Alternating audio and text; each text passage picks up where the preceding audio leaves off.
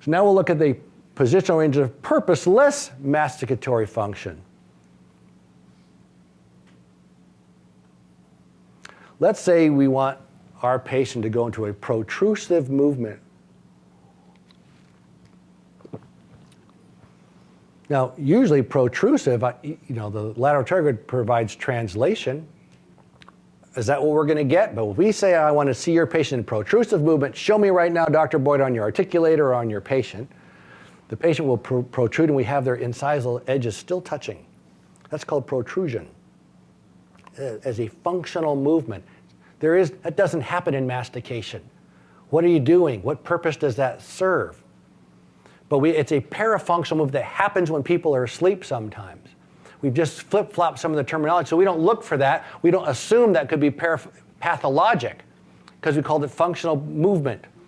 So in protrusion, if a protrusive resistance sometimes ends up, these incisors are still engaged. What does someone's teeth look like that has a protrusive resistance component of their parafunction? The terminology of constricted envelope of function is completely misleading because nobody chews like that. They'll say he chews like a rabbit. So you get the image of how these teeth are worn, but that's not how real function works. Real parafunction doesn't work like that. There is no constricted envelope of function. It's a parafunctional act. Parafunctional protrusive resistance is what's happening. It gets that look of the teeth that this chews like a rabbit gives. But unless you think of this, you really won't be on top of how to treat the patient. Otherwise, you're trying to treat how they chew food as opposed to how they're parafunctioning. So if someone didn't have any incisal overlap at all, sometimes that creates a natural barrier in the patient's teeth. Their condition tends to go there in these protrusive parafunctioners. What if there was no incisal overlap at all, like a class 3 patient, incisal edge-to-edge patient, a flat plane splint patient that wasn't a flat plane splint patient a week ago, but you just gave them one?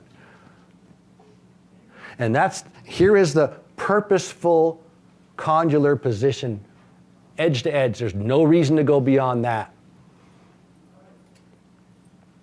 Parafunction doesn't care. It's out to make you look bad. It will do to that patient whatever it needs to do to make the patient hurt and to make you look like an idiot because you can't figure it out.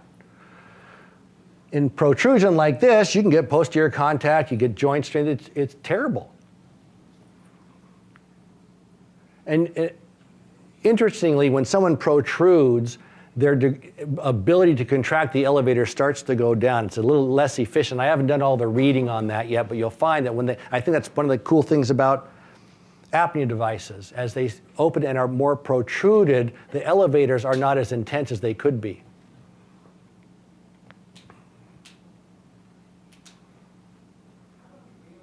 So we'll put a flat plane splint in there. And patients can go flying right off the end of that. And if you don't ask them to do that, you wouldn't know that they do it because they didn't have to before. If they have a degree of incisal overlap and they go forward and they're pressing on their canines or something like that, and they're symptomatic, you give them a completely flat plane splint, and they do okay for a few days, and all of a sudden they get this weird stiff and sore neck, and they're hurting behind their eyes. You go, what is the deal? Have them go forward as far as they can. And when they squeeze their splint, they'll go, oh, that's weird. I know I don't do that. Why do you know that? Because that doesn't feel good. I'll bet you that's what you're doing. We'll say, well, you've got hypermobile joints. They weren't hypermobile before you put the splint in. The muscular activity is causing this to be hypermobile. So the presence of a splint, which is a new occluding scheme, can allow for new parafunctional positions. So when you put a splint in someone's mouth and their condition changes, they're doing something new that they couldn't do before, but now that they can. I always imagine that the patient's condition is trying to make me look bad. And when the patient tells me, well, I think that maybe if you could just make this a little thicker, and I say, you know, your condition just told you, tell him to make it thicker, because that will really make you feel worse, and he'll probably do it. Because you want to do whatever the patient says, because they're not feeling good now, and you want them to like you and want to do the right thing. I say, you know what your condition just told me to do? Oh man, if I do that, we're in trouble. Oh, okay. So you just made them a splint.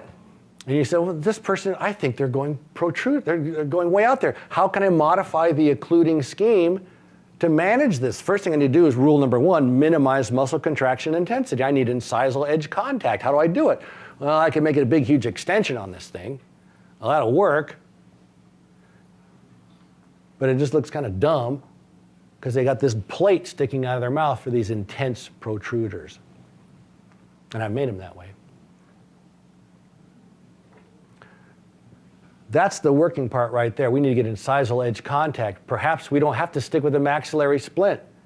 If you made something on the mandible, that might look and work better.